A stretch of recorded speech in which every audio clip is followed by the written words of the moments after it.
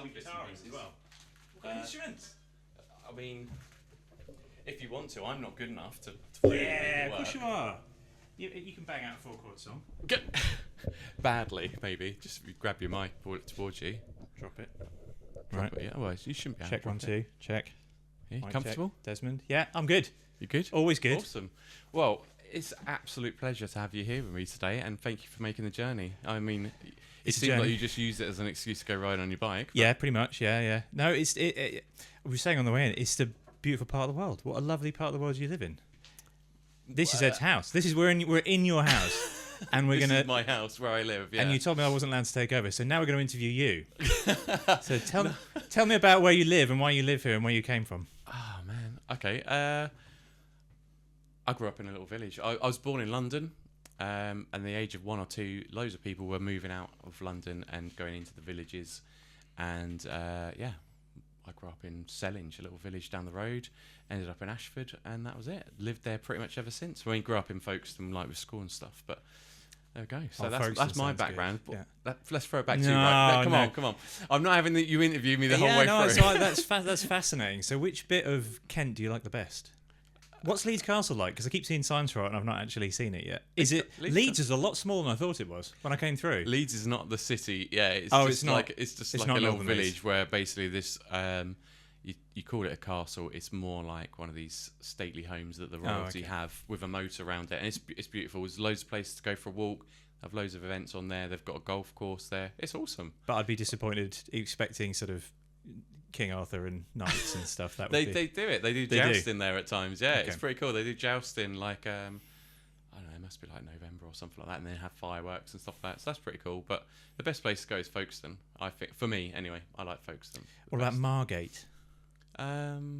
No, People say it's like the trendy place, but I don't think it's trendy. it's some I don't think pretty- anyone's ever some said that pretty about crummy- Margate. No, it's like a lot big art scene down there. Is there? There's Like a big- Bristol. I haven't been to Bristol, so I don't know really. Okay. Bristol's a tale of two cities. That's another story. Is it? Yeah. Yeah, The middle, I mean- the middle But bits. I think that's probably the same in Margate. It's probably the same in Folkestone. The high streets are generally die out, but then when you get into the nice Okay. redeveloped area where there's all the artists and stuff, there's all the food places. So what did you study at? So obviously you went to school. I'm properly getting interviewed here, aren't I? And then did you go to university or did you came straight out of school? Yeah. Where did you go after that? Left halfway through A levels and went up at Marquise. I've been interviewed. You can go Marquise? find out this on other podcasts. Yeah. I know, but it keeps the spotlight off me, which is good. So it makes it a lot more comfortable for me. Yeah. Most people in the industry probably know my story because I've told them it already. Like, yeah, Marquise, tried to change career. Took me 2 years to get into recruitment. Did that, and then got to the point where I had enough of bashing my head against the wall, and then spent 18 months trying to get into creative world. Did that, ended up going into the franchising world, and then that was it from there. Really, started my own podcast business. Why did you want to stay in franchising? What was it that kept you here? So for me, it was the fact that I spent 3.5 years of my life trying to get into basically the creative industry, which is ultimately where I probably knew I wanted to in the first place. I spotted that actually I could have done this, got into the creative world a lot sooner if I'd have known of franchising as an opportunity. I could have got the government grant or loan or whatever, and gone and done it. So it pissed me off, which is why I started the first podcast, and which is why then driven to help franchisors to better educate the world that there's these great opportunities out there. So that's my brief story. Your brief. Now I need to find out yours, right? Because I did a little bit of research. Oh no. 18 years with one company. Yeah. But bearing in mind I've been in recruitment No one else for will give a long me a job. time. That's why. I keep trying. They won't employ me anymore. There's a trend like in more recent times, like last 10, 15 years, where people job hop every 2 to 3 years is what I've seen to progress and develop their career. Especially in the industries I was working in, it was about, I can earn another $5,000 if I move to the next company, to the next one, to the next one. So how on earth have you stayed at the same company for 18 years without going mad and not wanting to kind of find the next thing? And what's kept you there, kept you going? Okay, I don't know, actually. That's a really difficult question. I like what I do. I'm lucky that I work with some really good people, and I think most environments, it's the culture that keeps you. That ultimately what you do, your end result of your job, in the whole of franchising, whenever anyone ever asks me what I do for a living, I don't have the energy to explain it in detail. So I always say I spin plates. That's what I do. So my job is to make the plate spin, and then when one starts to drift, then I have to go back and spin that one and then keep moving around, right? So you can spin plates in any environment. Franchising, business format franchising, it's the same skill set that you're going to use in different companies. So you can translate from one to the other. Yeah. But ultimately, it's the culture that's going to keep you, right? That's what's going to keep you somewhere. Because if the people are your people and you get on well with them and you bounce off them and you work well and they get you and they understand you, then it makes all of that plate spinning so much easier. So a lot of it's that, really. I think that I'm given a lot of free rein to do things the way I want to do it. So Steve, who started Agency Express 30 years ago, has put up with a lot from me over the years, and now, thankfully, just leaves me to it and doesn't argue with me when I do something he doesn't agree with. But without the people, the culture, and then the free rein, I don't know. Would I have moved? I don't know. The franchise network are brilliant as well. They're lovely people, and getting that sense of satisfaction from helping them to run their businesses and breed success and solve problems as well. Because I think that's ultimately what franchisors do. We're there to fix things when they go wrong, human sides of things. And I've helped people through divorces and bereavements and moving house and children disappearing to other countries and all kinds of stuff.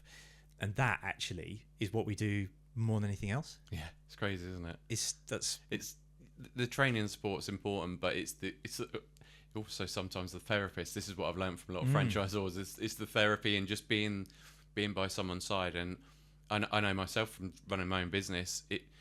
At times it gets really lonely. You get decision fatigue and stuff like that. And with nobody to turn to, without a mentor or someone like that, you could easily sink. And I think that's why a lot of businesses fail, not necessarily because of revenues and things like that. I think it's sometimes that human element of it. So yeah, mental health is such a big problem now that it always has been, right? But yeah, it's now identified. I think people are starting to get more comfortable to talk about it, which is good. I still think it's a big problem with the male side of the industry, and doing what we do, we're predominantly men. Yeah. And that's a problem because they don't want to talk about it. When they finally do talk about it, and when you finally do get someone to open up, then all of a sudden it's like a floodgate, and you get this huge amount of information and release, which is great because it means you can help. It doesn't necessarily mean you can do something to solve the problem, but I was always told that mental health is a problem, and to get to the problem, it's masked with depression, and depression is masked with anxiety. So anxiety is worrying about what's happening in the future, and then depression is worrying about what's happened in the past. Yeah. And that sits above the problem. And the problem that we all have is that we can't get to the problem because we are dealing with worrying about what's coming in the future and worrying about what's happened in the past. So you can't uncover it. And so sometimes you need someone just to kind of peel the layers off the onion. And it's not necessarily actually doing anything. It's just listening and allowing you to talk and vent. But you're right, the loneliness is the biggest thing. And I'm expecting you to ask me some difficult questions today. Whilst I was riding down here, I thought about what's the hardest thing about running a business, because I figured that might be the way we go. Well, that wasn't in my radar, but yeah, I mean, that is definitely. To be honest, actually, it's a good question. I like that. I'm going to use that one. Right, what's the hardest thing about being the MD of a franchise business? And I asked that because I've not been an MD of anything, right? And you're an MD right now. Well, yeah, but not really. It's just me. Job, just a job me, right? title. Yeah, I get that, but it's not necessarily your baby, if you know what I mean. You haven't started it from scratch, but you've still got to be the kind of main decision maker, driving force behind the whole brand. So there must be some challenges for you to kind of keep in line with what the business should be doing, but also what you want to do. The hardest challenge is not having the answer to every question. So people will always look to you for the solution. So when they have a problem, and a lot of the time there is a very simple solution, and you can usually work through it with them, whether it's business related, personal, whatever. The lovely thing about, we have over 100 franchisees, so there's more than 1,000 years of experience, right, bouncing around between various people. that means that I've been exposed to virtually everything you can imagine in terms of personal lives and professional lives. But every now and again, someone will give me something I've not dealt with before, and they'll pick up the phone or send me an email or send me a WhatsApp, whatever, and just expect me to have the answer. And you don't. No. And part of the challenge is being brave enough to say, I don't know. Let me go away and find out. Let me go and see what I can find. And working collaboratively, that's very hard to say. Working together with them to say, I don't know, let's work together and see if we can solve it. And I think that's something that's changed in our world over the last 10 years, maybe, that it's got people are more comfortable with that, and it's more normal to be vulnerable in a work environment as well as in a personal one. We talk about it all the time, don't we? Oh, it's good to talk. Men don't cry enough, and not specifically talking about men, but just because I am one. And we do that personally, but we don't do it professionally. We don't say it's okay to be vulnerable and not have the answer. It's funny though, because I sort of set up my business and thought I'm just going to be me, because I'd heard all this kind of from the franchising industry when I did the first podcast, and kind of was like, yeah, why should I try and adhere to what the society says a business owner should operate like? Where the thing that annoys me is, hope you're well on emails. Why are we writing that? And kind regards. Like regards if you're annoyed with someone. So you don't say kind, you just say regards. But like, who talks like that? Like, why aren't we communicating on an email and things like that? How we normally communicate otherwise with people, because you miss that personality element. But we've always communicated that way, haven't we? We've never exactly, and I feel that it builds better relationships, and the best clients are the ones you can build good relationships with, I think, rather than stuff that's quite transactional. So all business is human business, though, isn't it? That's the truth. That there is this sort of perception that certain industries are human industries. So perhaps child-focused staff or B2C stuff, but actually all business is human, because ultimately at the end of the phone or the email is another person, and getting through to them on a personal level is how you're going to further what you're doing. Exactly, but I think when you're looking at kind of in employment, you kind of nobody wants to put their hand up and say, actually, I don't know, can you teach me it? But if everybody was a bit more like that from the top to the bottom, you find the opportunity to improve as an organisation, and by people not saying that, you don't get that development as an organisation. I think it sort of hamstrings businesses. You do it all the way up, don't you? To all the people that work with you, or for you, or alongside you. You give them that space to fail. Give them that space to not know something. But as a leader, you should do. But you don't do it for yourself. Yeah, but you should. I try to. I try not to pretend I know the answer to everything, and there's nothing worse than giving the wrong answer. So I'd rather give no answer at all than the wrong one. But that's the hardest thing. But I think there's some ways you can not disguise it. Maybe it's mask it slightly by saying, I'd be interested to hear what your thoughts are around how I overcome that. There's different ways to do it, right? You can do it. It's just that's a small admittance that you don't understand. Why can't you just say I don't know? We live in this world where we try to mask the who we are and what we do, and we present this image. And actually, it's a lot easier if you don't. One of the best things I ever did in my life was learn how to say no. That's the most important thing.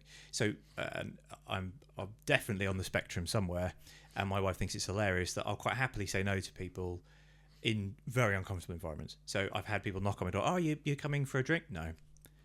Why not? I just don't want to. And I'm fine with that. And she say, "Oh, they'll be really offended." Though you're like, I don't care. If that offends them, then they don't know me, and therefore I'm not really that interested. Yeah.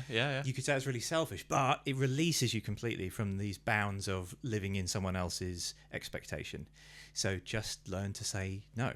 And yes, of course, as well. So if it is something you want to do, don't be afraid to say yes. When you said you want to come and talk to me on my podcast, absolutely, that sounds great fun. Love to do that. If I didn't want to do it, I'd have just said no. Yeah. Yeah, I think that's good. But I agree with that. I think we all go through a journey where we learn these little bits and pieces, right? Where you sort of go, perhaps I need to change how I am slightly and how I approach things. And like I say, I was lucky enough to speak to so many people like you that I've kind of just learned that from day one. And Yeah, I find it a lot easier. I think you're to the only say- person who's ever said they're lucky to speak to me, but that's very kind of you. I said the people like Oh, me, like not me, not me actually specific- you, not not actually you specifically. specifically. Yeah, Right, okay, this good, is before good, this good, conversation, good, but good. yeah, no, they I've heard it from a lot of business owners, from a lot of franchisors, people that lead in businesses, that saying no is just such an important thing, and so I've kind of done that straight away, and sometimes the worry is sometimes I think you feel like you can miss out on things, right? Like The FOMO.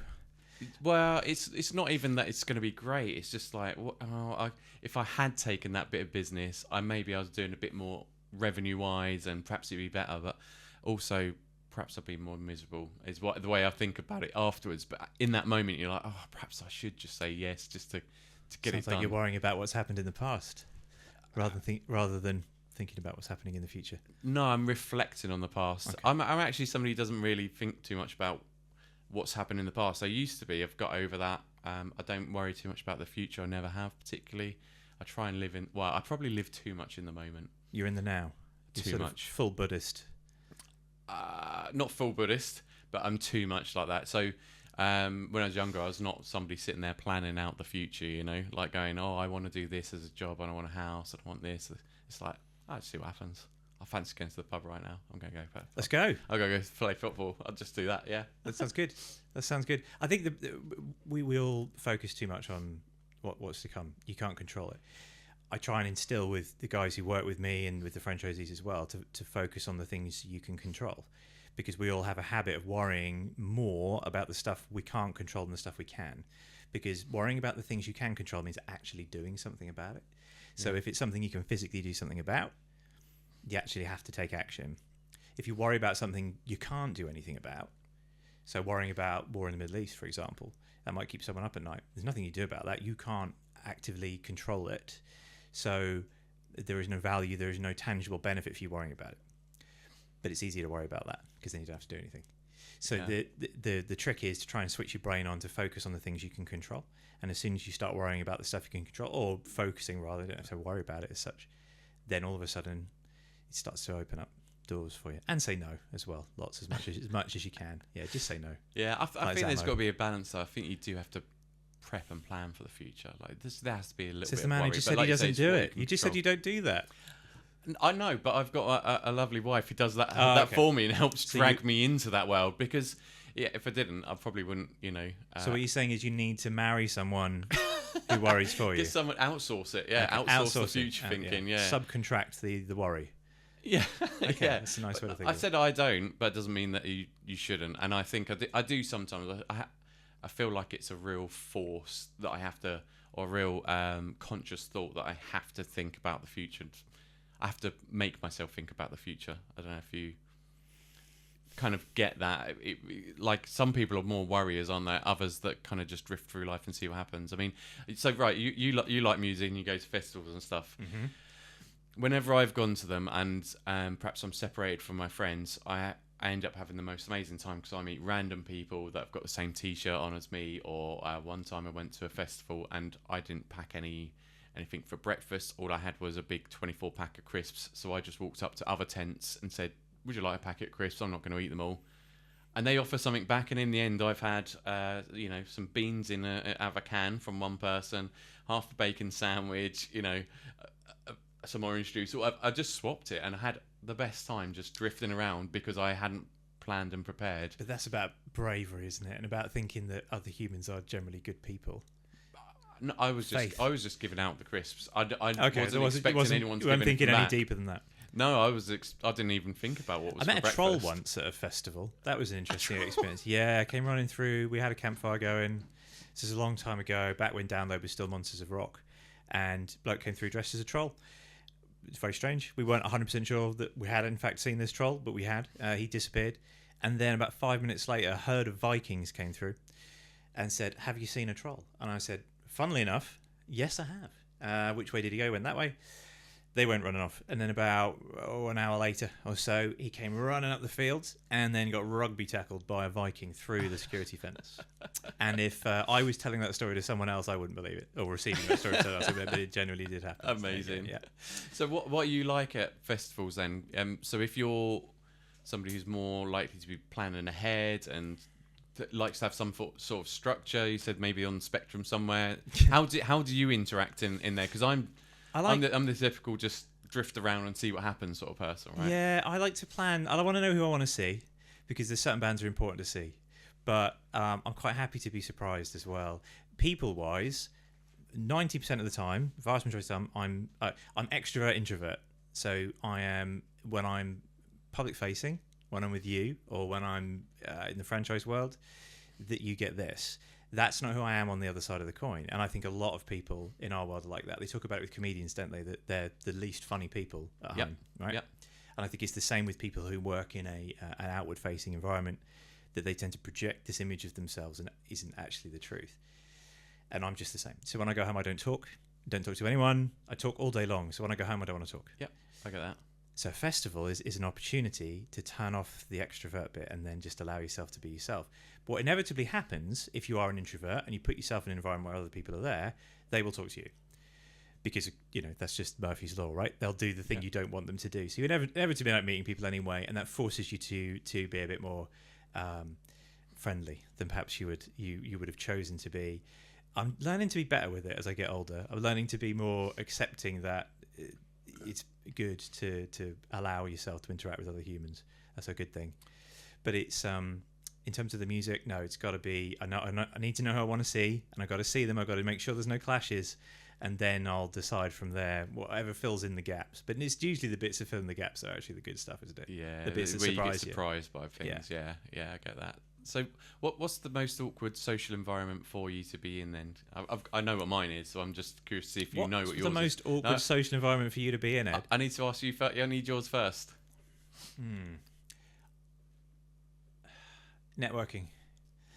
Yeah, it's weird. So it's something I should enjoy. It's something I'm good at, which annoys me even more. So I can do it, but I don't enjoy it. It stick me in a room with people, no one I've ever met before, and I will literally have to psych myself up on the way. Go, right, come on, we know how to do this. We know the process. We know what we need to ask, what we need to say. And then as soon as you get into it and you start doing it, then it's fine. And you sort of, it becomes mechanical, doesn't it? You go into go through the gears. But that's probably the worst environment for me. What about you? So I would describe myself as an extroverted introvert as well. So very similar to you that's probably why we get on. In my own world, I'm generally keep myself to myself and things like that.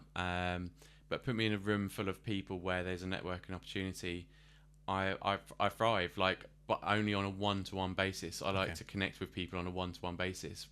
Where I struggle is when there's maybe more than 4 people in a conversation. So there's probably elements of ADHD. My son's gone through ADHD assessment, and I'm going, yep, that's all me. It's not good when you get the tick boxes out, is it? Oh no. Oh, that is confirmed. That answers a lot of questions. So I find I lose a bit of focus, and I can't concentrate on the conversation because I'm not actively involved in 2 people talking over there. Do you find you get bored with them? So when they start talking, and it's not because I'm not finding what they're saying interesting, but I need to be doing something, so I kind of end up fidgeting and moving around and stuff like that. I just find a lot of people really dull. I think that's a big part of the problem, isn't it? So you go to these some degree, yeah. It is though, isn't it? You get the same conversation. How's business? Oh yeah, great. Really busy. Really busy. Like, brilliant. This is a stunning conversation. Thanks ever so much. But it's different when you get see when I get someone one-to-one, you can just start saying other things, like random things. You don't have to be this person that's you have to unpick being that layer agreeable first, to everybody, don't you? And then so people are like locks, I think. So everyone has a key which unlocks them, and until you unlock them, I'm going to say a swear word now. I'm presuming that's okay. Well, you get the bullshit answer. So how's life? Oh yeah, really good. Yeah, how's work? Yeah, great. How's recruitment? Yeah, really good. Bullshit answers, right? Yeah. It's all fallacy and lies. Till you get the key, and to get the key, you've got to understand who they are first, and sometimes that takes time, and that's the unpicking bit. I think the key is you have to be the one who opens up first. We're talking about being open and stuff. Yeah. What I find is a good icebreaker that I use to sort of unlock all of that is I tell people that if you ask me, how's everything going? How's everything going? I'm living the dream. Is my answer. Now the tone on how I deliver I'm living the dream will depend on how that person then reacts. So I'm like, oh mate, I'm just living the dream today. Like if I say that, it's an automatic response for me. It's easy. It's a little bit different. It kind of breaks the norm of conversation. And if I say it in a miserable way, they laugh and like, oh God, it's a nightmare, isn't it? You know, business at the minute. And I'll be like, yeah, well, at the minute, my problem is this. And I'm the one who initiates it first and is open with someone to it. And I think that signals to people, okay, they're ready to be open and this is a safe environment to be open in. And I get people to be open back to me that way. And it's not like I'm consciously doing that all the time, but I find that is a thing that works pretty well. I ask what they do for fun. That's my icebreaker. Yeah, I like that, yeah. So when normally you get all the bullshit answers first. And so I don't care about what you do for a job. What do you do for fun? Yeah. And most people have something that they're really passionate about, and it's not normally their job. There are a few, and they tend to be the sociopaths, don't they? The ones that they go, oh well, you know, work's my fun. You're like, I don't. Either I don't believe you, or you're a deeply strange person. Because what we do every day, all day, to earn a crust, that's part of us, but it's not what defines us. So you got to pick away and get at what the thing that defines someone. And I had an experience once. I'm not going to say who it was because there's someone in the franchise world, and I just couldn't connect with him. Couldn't get to this point where I felt like I was comfortable with him. And then all of a sudden, a conversation started about football, and I'm not a huge football fan.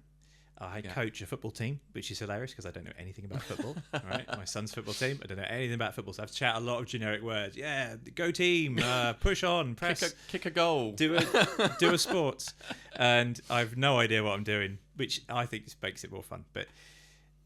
And there was a comment about football, and I said, "Oh, I know that footballer because my son he has the stickers, the Panini stickers, I think they're called." And as soon as I did that, it was like this sort of wave of joy came over him because he realised that I can talk about this. And what I realised in that moment was that he was just as uncomfortable as I was, and he was desperately trying to find a way to connect with me, and we hadn't found something. Yeah. So then I just told him the truth and said, "Look, I don't know anything about football, but I'm going to pretend because you obviously like football, so let's get into it. This is what I know, and you can tell me where I'm right and wrong." And as soon as I did that, we're best mates now, and it's great. Yeah. And we get on really well, and we've always got something to talk about.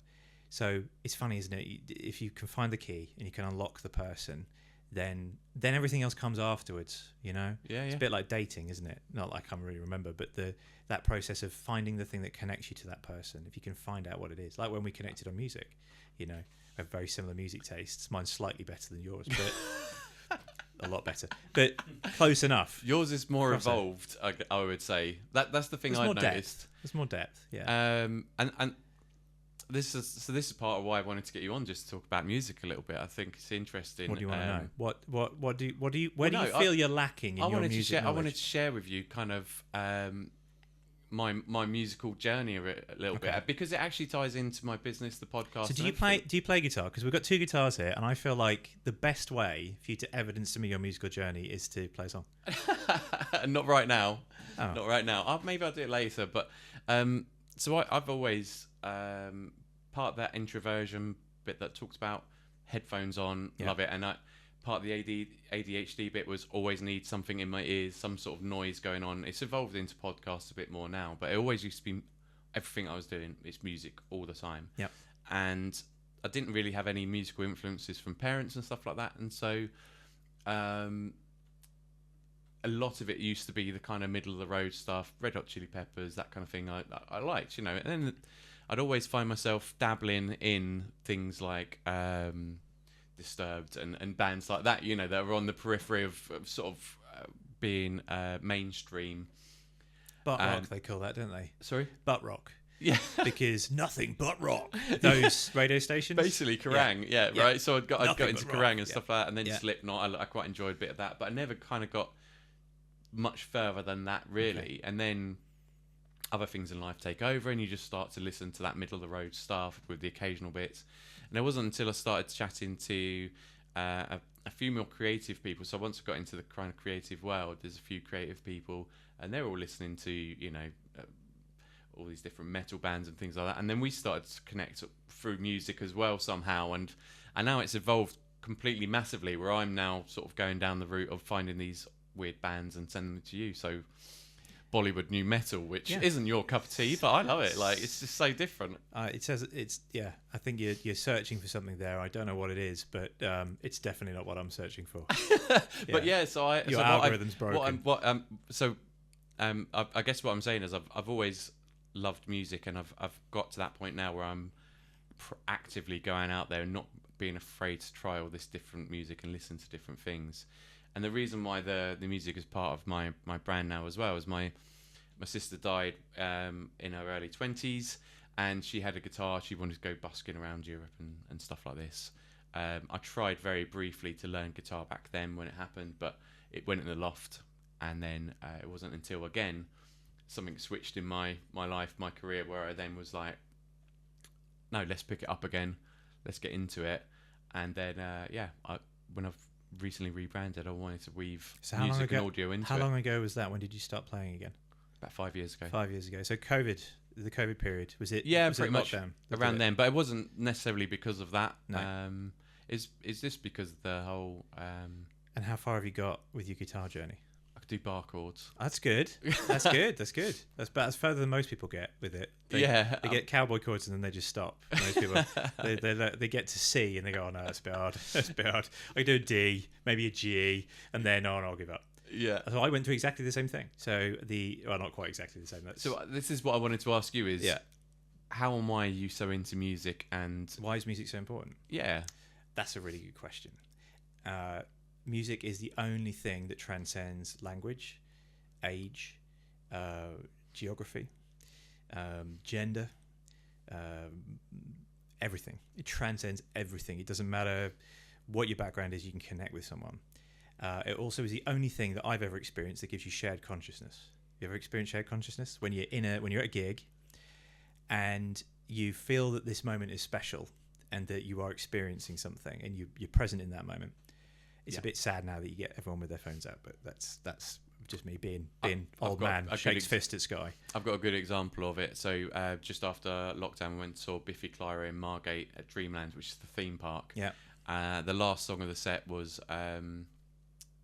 it's Machines, isn't it? I think it's called. And it was just the lyrics fitted the moment perfectly, and it's quite an emotional song, and you could just.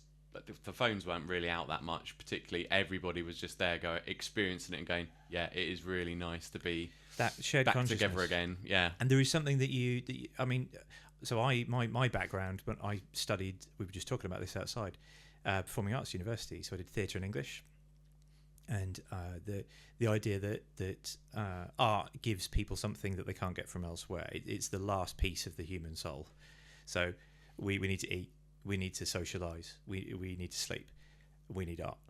That is fundamentally part of who we are, and that's what separates us from animals. You show a dog a TV show or a film or a song or a play, it means nothing. They only need to eat, be socialised, and sleep. That's the difference. And to be have that shared consciousness moment when people have had it and they've experienced it and they want it again. And that tells me that it's something that's fundamental to us as human beings, right? So music's always been important to me. I grew up listening to Motown. So my mother is a big Motown fan. Cool. So every song was 3 minutes long. And that it was kind of this sort of joyful experience as a child. My dad is a Bruce Springsteen fan, and that's the only thing he would listen to. He was adamant he didn't like country music or blues music. Yeah. Until I was about 30 and I pointed out to him, that's the only thing that Bruce Springsteen does. It's blues and country, and he kind of mixes a bit of rock into it, but that's pretty much what it is. He still was adamant to the day he died that he didn't like country music. And that kind of formed the two parts of my musical psyche until I was about 10, and then I came across Meatloaf. Okay. Meatloaf changed the game. Did he? Meatloaf changed the game. He said he wouldn't do anything for love, but he changed my life, and just that opening up that kind of dad rock world to me. Yeah. So Meatloaf, Bon Jovi, Def Leppard, that was kind of my entry into heavier music. And then, as so often, if you get into rock music and that's your vibe. Back then, of course, we used to read the notes in the CD covers, didn't we? So you'd buy a CD and then it would say, we toured with Pantera. You're like, oh, who are Pantera? And then you go and buy a Pantera CD, and so on and so on. And so it just kind of got heavier and heavier and heavier. By the time I was about 16, everything I wore was black. I was a skater, so it was all baggy, which is great. Baggy jeans are back. Have you noticed this? They're right? definitely back, yeah. They're back. Which is Mainly in I'm so middle-aged mums, but yeah. they're back. I can just get all the stuff out the back of the wardrobe and start wearing it again. So I went through that sort of skater phase, and then I got into punk, and the metal just got darker and darker and darker. And in Norwich, we're very lucky. So where I live, we have two really good music venues. One is called the LCR, which is part of the university. That's where all the bigger bands tend to go, and then the smaller bands go to a place called the Waterfront, which is like a dingy little typical beer-soaked stinking hole where all these sort of smaller bands will go. And so I got the opportunity to see lots of great bands on their way up as they were coming through. Bands like Skunk Anansie, back in the 90s. I've seen Paul Weller live at the Waterfront, which is a tiny little venue for him. And that kind of brought that shared consciousness. Then how it then descended into where we are now with, I think Spotify was a big game changer, wasn't it? It changed the way you interact with music. But I'm kind of sad as well because people don't listen to albums anymore. I think that's where I lost some of the exploring music actually is Spotify, because I didn't really know. I didn't use it a lot. I was used to having albums and CDs, and I'd go into HMV and get their top new artists little free sort of CD that was there and pick that up and things like that. And like you say, go and see bands. But you see a support band and pick it up from there. Yeah, and that's how you found a new band. But then then kids and things like that, life takes over, and I kind of didn't do as much of that stuff, or went to see bigger bands like Red Hot Chili Peppers, and instead you've got James Brown supporting them, and there's not a new were you band. at that gig? James Brown and there was a band, the Chicks on Speed, at the start, and they got bottled off stage. I can't remember them, but no, it was in Hyde Park. Hyde Park, I was there. Hyde Park, there you I'm go. sure there's shared consciousness. You see, James Brown was brilliant. The main thing I remember about that gig was the.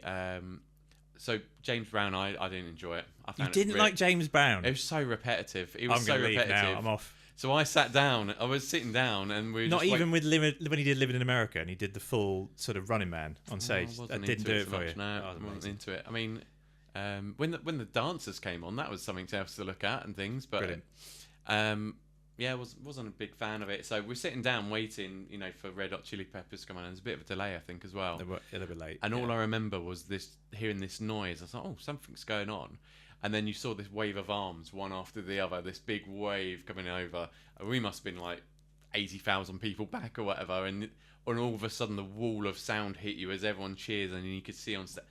That was brilliant. I really enjoyed that whole experience. Shared consciousness, what it's all about. It's what changes you from being a sad, miserable human to being a happy human. Whatever the thing that does that for you. And for different people, it's some people it's theatre, some people they love films, but everyone has a type of art that they love, and if you can get that right and connect with it, then it just changes your life.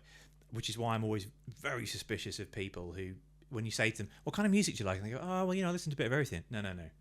Be more specific. Because either they're hiding what they like, which some people feel they need to, or they're a psychopath because they don't actually like music. I think everyone likes a bit of everything, right? It's fine to like a bit of everything, but you've got to be able to I was, well, what did you listen to on the way in? What were you listening to? Oh, I was listening to classic. I was listening to Capital FM. That's the thing. It's the way the framing the question needs to change. So what music are you into? So it's my fault. You sound just like my wife. What you asked me earlier of what did you listen to on the way here, or what are you listening to lately? That's slightly different to what do you listen to? Because I on my Spotify playlist there is Edith Piaf, which is old school French, like Je ne regrette rien, that song. But her album's quite nice. I find it relaxing to listen to. That's the ADHD, isn't it? That's Bollywood settling you down. Bollywood new metal. That's to get you going again. Some punk. There's some Slipknot. How do you feel about old school punk? Because this is always a bit of a what is old school punk? True punk. So Buzzcocks. Not Pistols. big fan. Yeah, I'm not so big fan it's of that. funny. Our generation kind of lost that bit, and I think it's because we came through the 90s, and punk to us was Blink-182 and Green Day. Pop punk. Yeah, and so that sort of true punk, for want of a better phrase, was lost. And it's funny how that's never kind of had its rotation. You know, you look at pop punk; it's gone in and out 2 or 3 times. There were cooler bands though, weren't there? Like Pennywise and Lagwagon. Who else from that period? Yeah, but it's funny how that suicidal tendencies. Could you call them punk? I don't know, that's they were hardcore. Hardcore. Yeah, I thought that was kind of in that same sort of. I felt like it was in the same sort different of world. part of America that came from, wasn't it? So hardcore and that sort of vibe. What was the other one? Stomping Ground, and there's another band around the same time. Very similar sort of vibe, and that's what then created post-hardcore. Yeah, which then became very popular, and then obviously you got your groove metal, which kind of bled out of that. So bands like Machine Head, which came from that. Thing I can't label them all. They all just sound like music that I enjoy. It's just metal. How does music feel to you? How do you see it? So when you listen to something, is it an internal thing? So do you have an experience with it, or is it just purely the sounds? So do you unpick it? Because depends on the frame of mind. Because sorry, am I keeping you? I'm checking because at some point we got to talk about franchising, right? Okay. So I'm trying to keep us on track. Like I said, we talk about franchising. What do you want to know? We'll do that in a minute. Okay, we'll do that in a minute. In terms of the how do I view music? So it depends. I think I like having some music that's just background noise that just, like I said to you, just I get on with doing something, gardening, washing up, cooking, whatever it is. I don't do gardening. It's background sounds or sort of sing-along stuff. I quite enjoy stuff to sing along. What's the worst thing on your playlist? What's like your absolute guilty pleasure? What's the worst thing? I love power ballads. 80s power ballads. That's not bad. That's good. That's good. So like Heart, that kind of stuff. Not really Heart. No? Sorry, As the in band. the band. There's a radio station around here called Heart, and it is. Now, Heart the band. All they play is Groove female. Is in the Heart, like completely. Delight. Yeah. That's a banger though. It's not when you've lived in Kent and listened to it constantly for like. So Scorpions, that kind of stuff. Wind of Change. Yeah, loved Wind of Change. Okay. That's not that bad. That's good. Most people like that stuff. Poison. Poison, yeah, that's good. Even some of the female stuff as well. What's her name? Celine Dion. Not so much her. Whitney Houston. It's Wuthering Heights. Who does Wuthering Heights? Oh, Kate Bush. Kate Bush, yeah, bit of Kate Bush. Belinda Carlisle, stuff like that. Also, all Belinda Carlisle songs are written by the same guy who wrote all Meatloaf songs. There you go. It's true. That's why they all sound the same. Yeah, because they're all written by the same guy. But yeah, I like that sort of stuff, which maybe that's can not be seen as bad. Embarrassing. Worst thing on mine is Steps. Steps. Yeah. Who doesn't like Steps? Well, everyone apart from me. I mean, whenever I say that, it's S Club 7. I used to know all the moves for Reach for the Stars. Yeah. I think we need to see that. Yeah, no. I'll put it on my phone if you do the dance. It was fun doing that. You know, it's just one of those sort of things when you're younger. You just like. You weren't that young, Ed, when S Club 7 were around. You would have been. You must have been about 18. Yeah, that's what I mean. That's young. That's young enough. Probably too. Wasn't really their target market, was it? It's in the nightclubs though, like so. You got to have a little. Was it? Yeah, just for a laugh. All right, we'll let you off on that one. Yeah, no, but I think so. You feel so. It's more of a.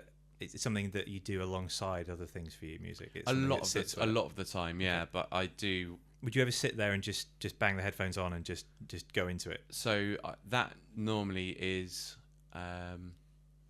probably when I'm on my own of an evening and I'm going to have a beer and just everyone's gone to bed and I will sit there for about 3 hours just listening. What genre would you go for then? What's the vibe? It's different. It depends on the day. I quite like variety, so I do like a lot of hip hop and stuff like that. Yeah. So I listen to. But yeah, more recently it's been the heavier stuff that I've been getting into, and I will rewind a track back to listen to a part over and over again to try and dissect what's going on, because sometimes do you pick it apart musically? So do you listen for the guitar and do you listen for the? I do more now. Yeah. Because like a lot of the time, bass when you don't actually properly listen to it, it just is there in the background. You don't really notice it unless it's on something like Red Hot Chili's where Flea's just riffing away and all the others are standing around going all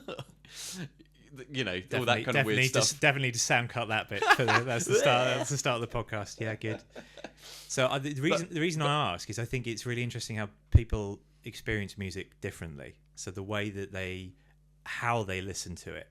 So my wife likes to listen to music that makes her sad. I find that weird.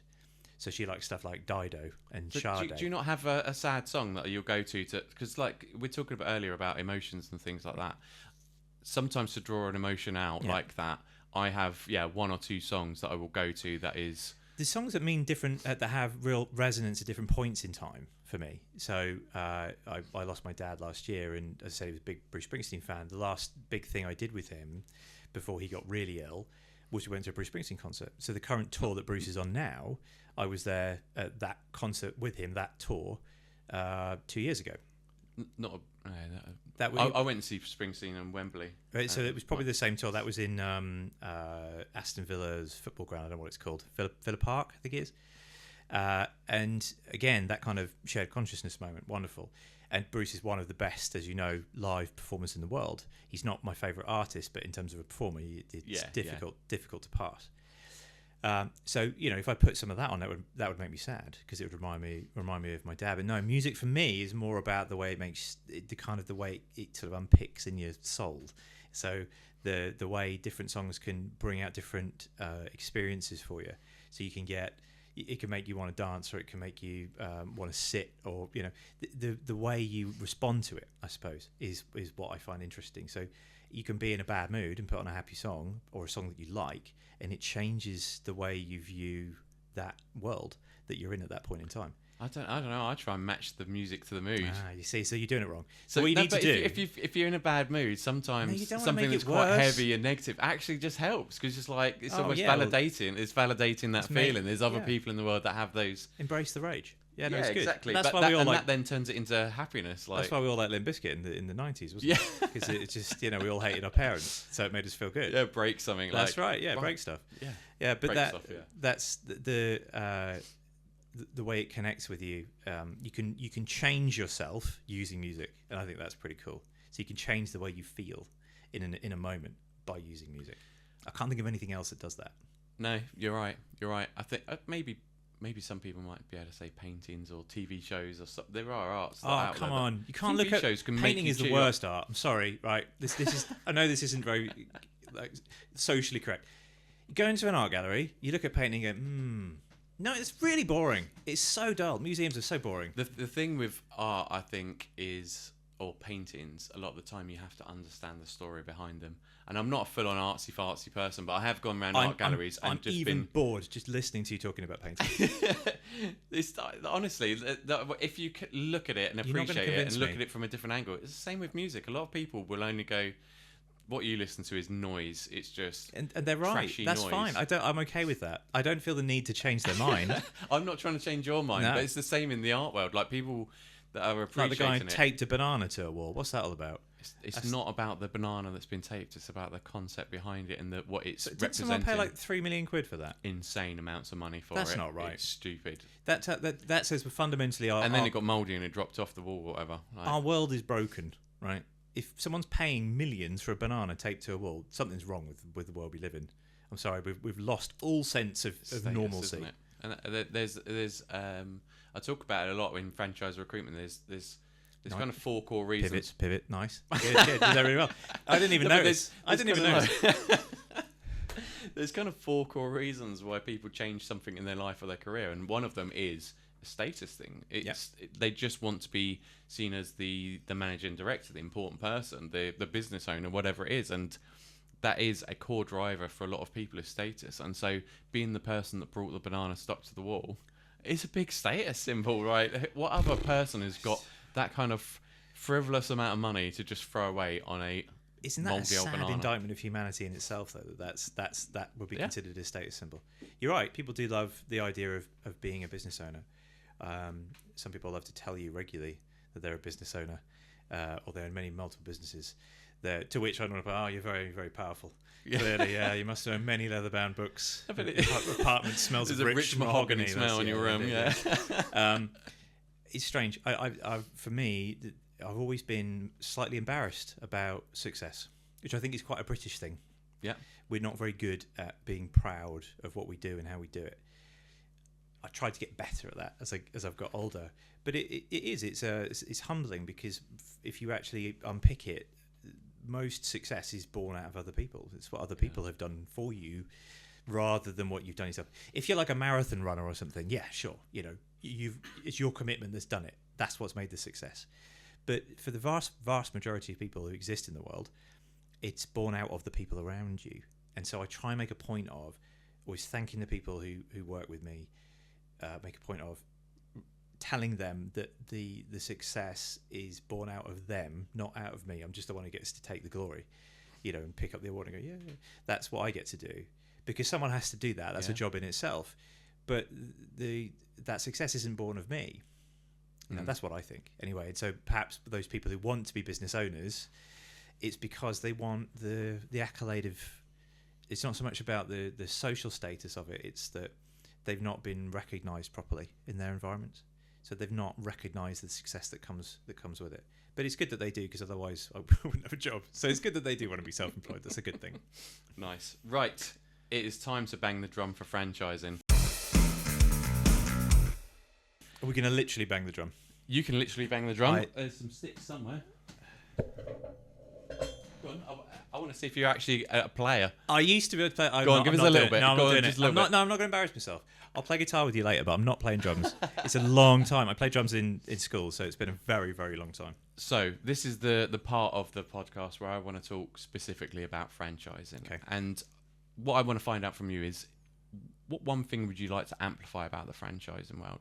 And that can be to the outside world, to the inside world of franchising. What would you like to turn up with in franchising? I'll give you one for both. How about that? Okay. And then you can pick which one you want and cut the other one out. I'm not cutting it. It's too much work. The outside world. What would I say to the people about franchising? It's harder than you think. So just because something is you're following a format, you're following a process, someone's done it before you, and that's really what franchising is all about. An old franchise colleague used to compare it to the footprints that they used to put on the floor to help people learn to dance. So you put the steps in the kitchen and you follow them, you learn how to do a foxtrot or whatever. A bit like that. Yeah. And I think that's a reasonable analogy, but it's a lot more complex these days. Just because someone is going to give you that format doesn't mean it's easy and simple and straightforward. And it doesn't mean that the graft isn't there. But the rewards are there too. And one of the things I try and instill in all of our franchisees when they come through is that I will never ask you to do anything I wouldn't do myself. Every job within our business, everything from putting up boards, driving vans, picking up stock, cleaning up warehouses, I've done it all of it. And I'll do it again tomorrow.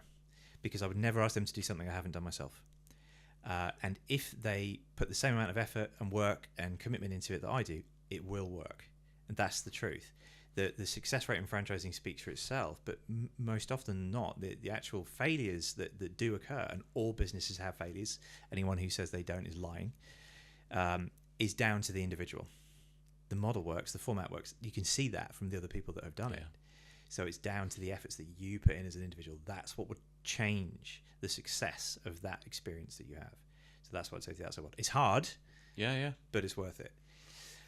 This is why I think the right people for the right franchise is so important, and that's for both parties, right? Yeah. Because if that work that you're talking about there isn't for someone, they've joined your network, they're probably then just going to go, can't be arsed, I'll do that later. I procrastinate, put it off slightly, and think I'll do it later and later, and that's when things start to break down and fail, right? That's what I've seen anyway. Yeah, so totally.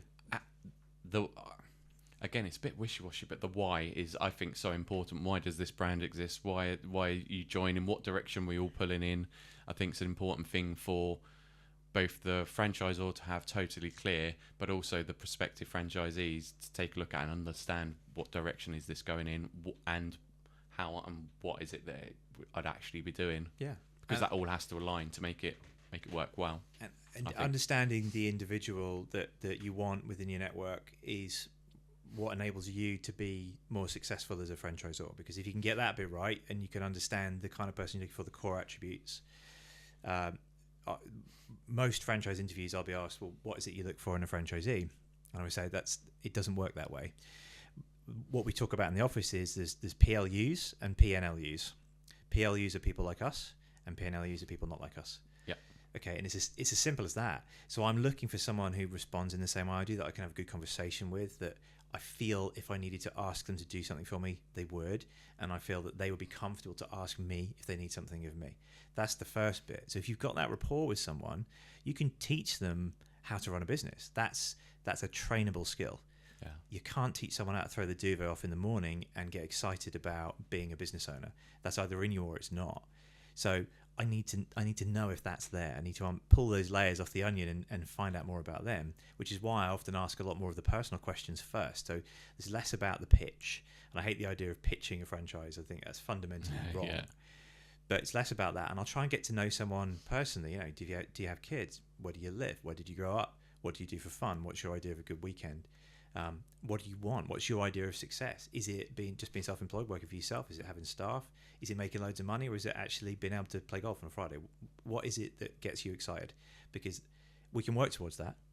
We can work together to achieve that goal, and then I can turn around to you in 3 years, 5 years, and go, look, there you go. That's what you said you wanted. Yeah. We're there. Yeah. I think that's important to understand all that stuff as well, because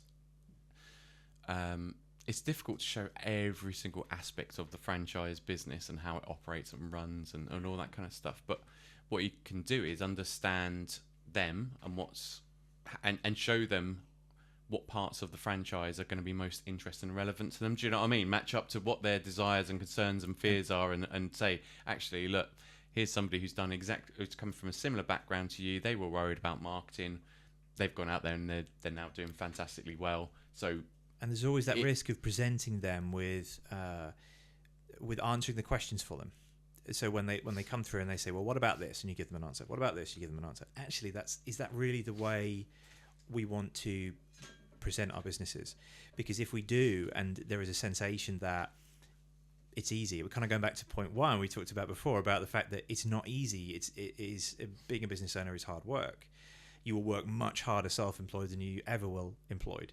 One of the things I reiterate to everyone on our training course is you're never away from it. So it never leaves you. It's a bit like being a parent, in the sense that once it starts, it doesn't stop, and it will be with you. That's not necessarily a bad thing. It just means that you have to accept that it's kind of a change in the way you view work. It doesn't become something you do. It kind of becomes something that's just part of who you are. Yeah. And some people resonate really well with that, and it's a good thing. Other people, then that just overwhelms them, it overloads them. It's a big sort of red flag if somebody just wants to be told what to do all the time, isn't it? I think that's for me. I think we all do, don't we, to a certain extent? I think it's more the case of whether they can cope with being able to solve a problem on their own. That whether or not you're prepared to put the energy in to go and find out the solutions. Because the thing is, you might have the answers, but you don't know when they need the answers all the time. Someone's so they've got to be prepared to say, Absolutely. okay, what do I need to do here? It's what I mean is they can't be like some employees and go, sweet, I'm getting away with not doing anything here because I'm not being told what to do. I think it's that idea of having a job is a set of tasks that you complete each day. That's not what being self-employed is, because once you've completed the tasks that need to be done, that's the minimum of then what has to be done that day. If there is any remaining time or capacity, then your efforts have to be pushed into growth and expansion and moving forwards. And equally, even if there isn't any time in the day to do that, sometimes you have to put what needs to be done to one side to enable you to do the on, not the in. So working on the business, not in the business, and those two things are just as important as each other. Yeah. If you fall into working in and not on and never on, it doesn't have to be all the time, but you need to work on the business, growth, expansion. It doesn't necessarily mean building a bigger business, but there will always be natural churn in everything we do. Clients will come and go, employees will come and go, and you have to always be trying to think step ahead, backfilling those things. Even if you don't want to grow, you don't want to get bigger, you just want to maintain. So that's probably what I would say to the wider world. To the franchise community, stop bullshitting about recruitment. That's what I would say. There you go.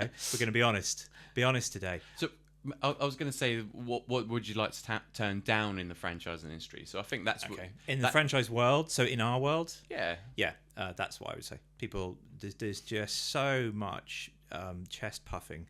I'm going to use that phrase rather than the other one I was going to use about recruitment.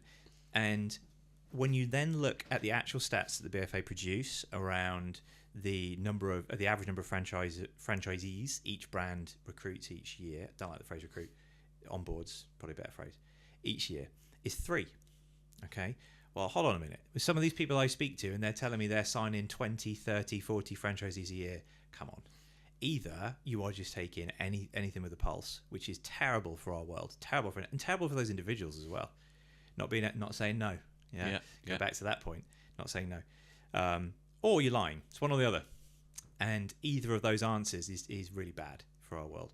So we need to stop pretending that it's easy. We need to stop pretending that there is an endless pool of people, because we are fishing in the wrong places. We've had this conversation more than once, that we need to understand that recruitment is going to continue to be challenging, and it's going to continue to need to change in how we reach new people. We need to find a way to engage Gen Alpha now. They may only be 16 to 18, so they may not be in the right space to be running their own business yet. But if they don't understand that this even exists, and they don't even know what it is, which is why I never tell people I work in franchising, because if I do, they say, oh, well, like Harry Potter. No, not like that. Car garages. Yeah, you're getting closer, but not quite. So we need to find a way to reach them, and that has to be in the way that they want to be reached. The way they want to be reached is short form media, through podcasts, through their what pervades their life, their media, their phone, their laptop. That's how they engage. They're not going to come to franchise exhibitions. There's no point pretending that they're going to go, oh, well, they'll get to 30 years old and all of a sudden they'll start turning up to an event. No, they won't. That's not how it works. The thing is, this is obviously quite a hot topic with a lot of people in the industry at the minute, but I feel like I've been talking about it for a while, that magazines, newspapers is not where the younger. I'm not particularly young. When was the last time you bought a newspaper? I think my wife brought some newspaper the other day to stuff into something. That was literally the only reason is stuffing, for something. So exactly. Magazines, don't buy them. Just not. There's no interest. The magazines and newspapers of today are all on our phone. They are Facebook, Instagram, LinkedIn. That is where most people consume their news. When they consume their news. That's what's their changed. Information. I use Twitter, but only for football related topics. So that's my football magazine right there. I've crafted it so that I only follow people that are in football world. And that's the wonderful world we live in, isn't it? That you can reduce your media intake to exactly what you want to see. The problem with that is you're then not exposed to the things that you don't know you want to see. It's the old Donald Rumsfeld problem. There are known knowns, known unknowns, and unknown unknowns. That's right. So the known knowns, the things you know. Okay, cool. That's your distilled media on your phone. Then the known unknowns, the things you don't know, the things you've chosen not to look at, the things you've expelled from your world, and then your unknown unknowns. And that's the problem, the unknown unknowns. Yeah. The things you don't know that you want to know. So this is where a style of advertising has come about now to try and break that down. So I've heard it called edutainment before, right? Okay. So I hate that, but okay, let's move on. Yeah, so it's a portmanteau. Yeah, but basically it's okay. So let's say we wanted to go out there. Sell it to me. Come on. We've got pitch me. We want to go out there and find people that are enjoying music and we want to turn them into franchisees for our network, right? Let's say we're going down that route. You've got to understand what the people who love music are doing in their day-to-day. You know all this, right? It's what all the marketers say. But if you can create content that's going to be interesting to them, that they're scrolling through, so maybe it is, here's 3 ways you can be better at guitar, and part of that then leads into one of them is also just being part of our franchise network or something like that. That's how you sort of build that story into it, or maybe you create a top of the pop style little video, and within there you just have a little wink and a nod towards another thing you could do is be part of our network by doing this and the other. So you kind of shoehorn in the sales part with all this nice fluffy interesting stuff around the outside. There's a term for this. I can't think what it is, but there has to be a way to engage with people. It's really interesting because my eldest son's now 13, so he's reaching that age where he just absorbs media constantly, and I've pushed him towards music since the day he was born. Literally, he was born. The true story. He was born to "Nothing Else Matters" by Metallica. No way. Yeah. Well, so is my daughter. There you go. That's insane. Yeah. And so Literally, it was on in the background while. And the story goes that I was only allowed one song on the playlist. So my wife obviously made the playlist because, you know, she was the one doing most of the work. Most of it. I mean, it worked pretty hard. But I was allowed one song, and he came out to the one song that I put on the playlist over the sort of 36 hours of birth. Brilliant. So he's had it since he was born, but he consumes it in a completely different way to the way I did when I was his age. So as we talked about the whole idea of looking through band notes and stuff. For him, music often comes from games. So it comes from computer games. So they will all have artists that will sponsor content and stuff and go on there. So, you know, there was a big thing with Juice WRLD, and there was a big thing with Travis Scott and that side of it. It's not really his bag. And then there are some sort of more rock artists that come into it, but he likes stuff like Shikari. And so that sort of dance rock vibe, that sort of techno vibe, you know, that's kind of become quite popular recently. But his way of accessing that came through gameplay. So that's his thing. Yeah. Okay, cool. So if that's the way that generation is consuming media, that's how we have to reach them. Because there's no point saying, hey, what we need to do is make 13-year-olds read newspapers or come to franchise exhibitions. It's not going to happen. So if they're consuming their media through those mediums, then find them that way. Find a way to connect with them there. And I don't have the solution to that problem, sadly. I wish I did. But when someone figures it out, it will be a gold panning moment, and that's the thing. So that's the challenge for franchising, is how do you do it? But I don't think you can do it as a industry if that's what we are. You have to do it on an individual. That's interesting, because I would say it's the other way around.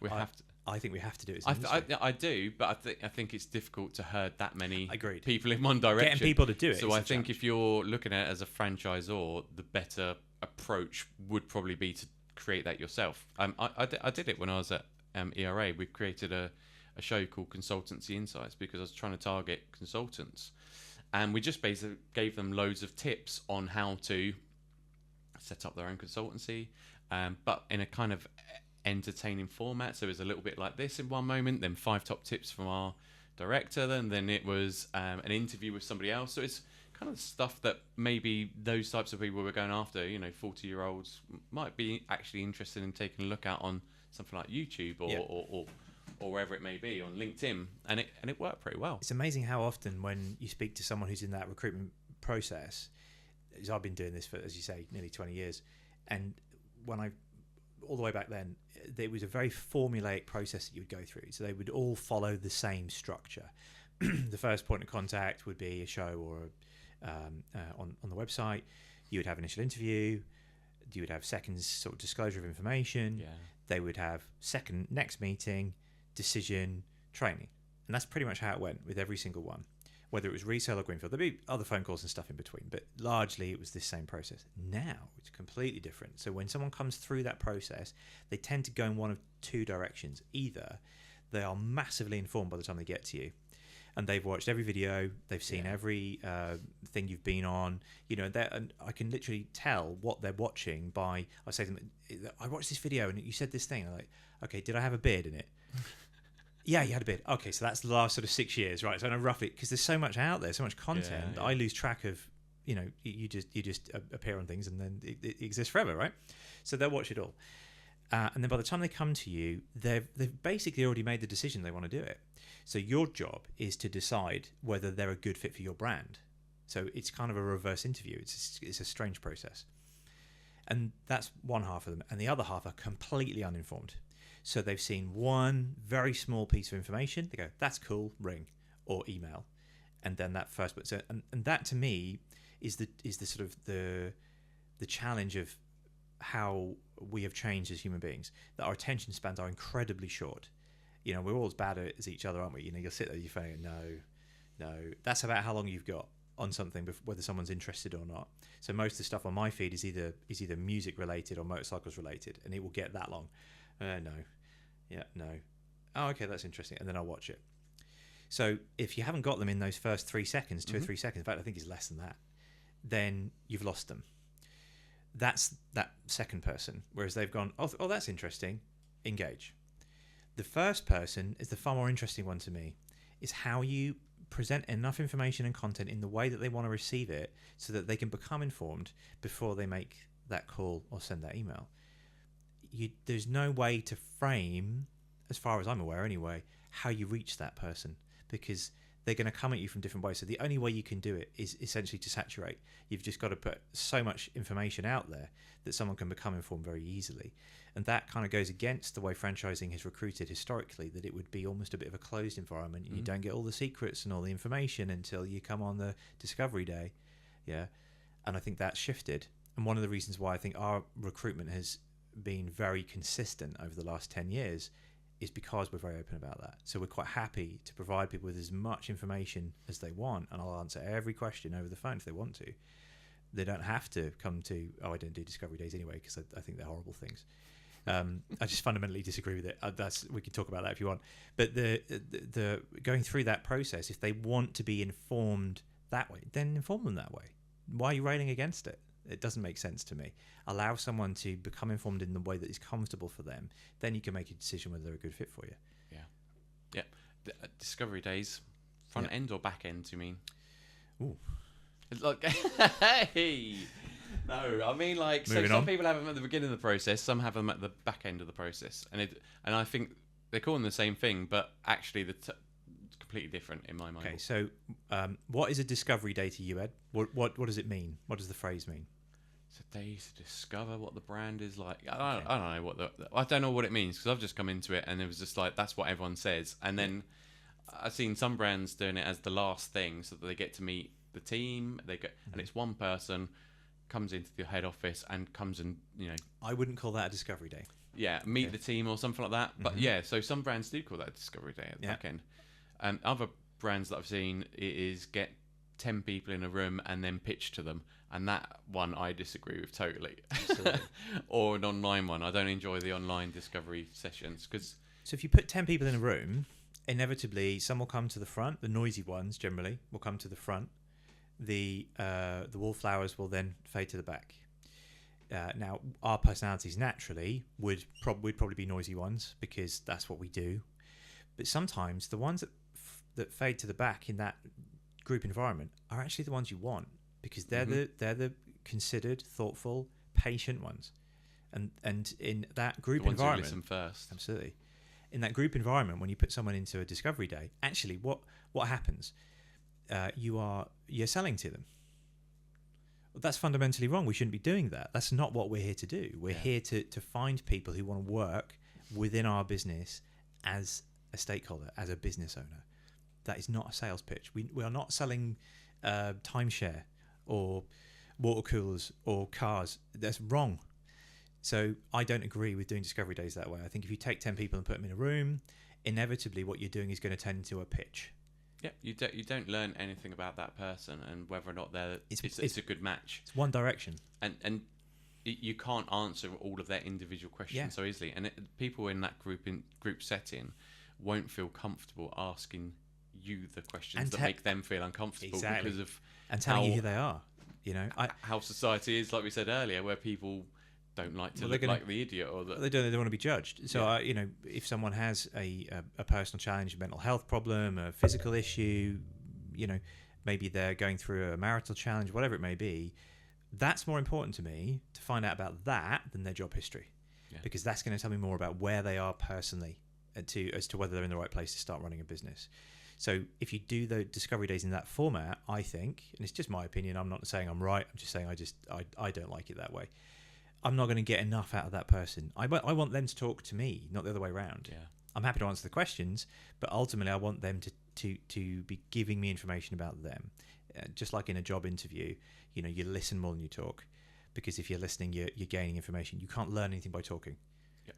Right. So the naturally within those environments, we want to hear from people, and if you have a group of people, a team of people in a room, you're not going to hear anything.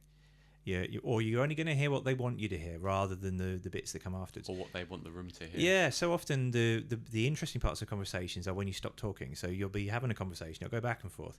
And then if you sit and have a really uncomfortable moment of silence, so you just sit. It doesn't take long for that to be really uncomfortable. And what will happen is people will fill it. And they'll fill it with information that you need to hear, because those are the bits that they'll naturally try and plug those gaps. So say to someone, well, tell me about your job history. Oh, let's play a game, shall we? Okay, so what's the first song you learned to play on guitar?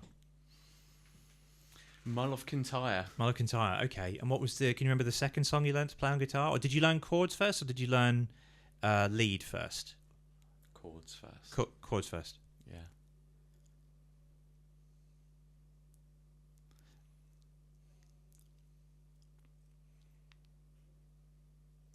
Okay. I could play this game all day. Okay. So normally what will happen... I know. Someone will sort of go, oh, but then I also do this and that. Right. I was just messing with you. But and that's when you get those bits of useful information out of someone, right? So if you're comfortable to engage with silence, it gives you... It's really powerful stuff. That's the thing. We're both comfortable with silence. We've sat here for the rest of the day. Sat here all day. Yeah, it's fine. I just had a little nap. Couldn't sleep. Staring into each other's eyes, smiling away. And eye contact as well. That's the other thing you can't do with a group. You can't actually talk to someone directly. You can only talk to a room. I thought it was so important during lockdown with Zoom calls, and I still try to do it today. I look at the camera, not the screen. Absolutely. Because I want them to know that I'm actually engaged and interested. And it's just that small little thing, but it's so important. Yeah, totally. I couldn't agree more. Yeah. Eye contact takes a huge amount. Are we done? We're pretty much out of time. So one last question. Okay. So I'm building out something called the Franchised Jukebox. You've already made some suggestions on there from when I put a post out on LinkedIn. But I want your number one song that represents you, your journey, your life in franchising. I want one song that I can add on to there that represents you. Fast Car by Tracy Chapman. I've just learned how to play that on guitar. Yeah. Did you learn the lead? I don't know. I don't know the difference between lead and rhythm. So the lead is the sort of the melody, and then obviously the chords are the chords. So is it chords or is it the twiddly bit? It's finger plucking. Twiddly bit. Okay, good. Yeah, well done. Yeah. Good. Yeah, so that's cool. Yeah, it covers a lot of elements of growth, change, moving forward, not dwelling on the past, allowing yourself to go beyond. And it's a great song. It's a great song. Can't be a bit I'm tricky. guessing you like fast cars as well. You're into like. Do you like fast cars? Yeah, not so much anymore. Sadly, I'm too old now for that stuff. So I'm born again biker instead. Nice, awesome, Ben. It's been absolutely amazing having you here and having a chat with you. Thank you for interviewing me as well. I really enjoyed that. Happy to do that. And yeah, it's been a good one. Thanks for having me on. It's great. No worries, mate. Right, we're gonna go now. Yeah, let's go. Okay, pub. Let's go. I want to hear you play Fast Car now. Have you got an acoustic with you? I have. Yeah, it's got. Sorry, man. Is that all good? Yeah, we're all good. Yeah, thank you. This podcast was brought to you by The Franchised, helping franchisors to fine-tune their franchise recruitment to amplify their growth. Whether your franchise recruitment process isn't working or you need a marketing strategy to help you develop a way to find those franchisees that are right for your franchise, or you just need some content created like this podcast or video testimonials, whatever it may be, to develop a connection and build trust with your prospects, The Franchise can help you to do exactly that. Head on over to thefranchise.com to learn more.